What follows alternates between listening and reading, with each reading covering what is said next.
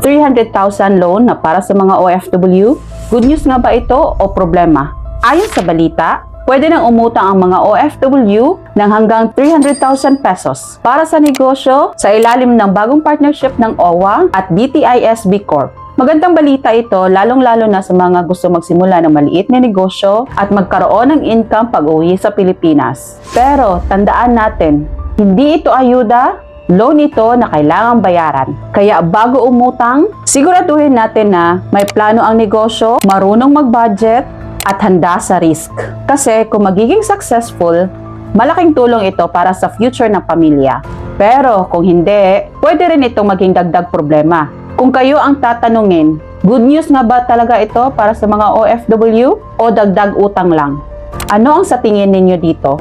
Kaya naman, if you find this video helpful, don't forget to share and follow me for more. Maraming salamat, ingat, God bless!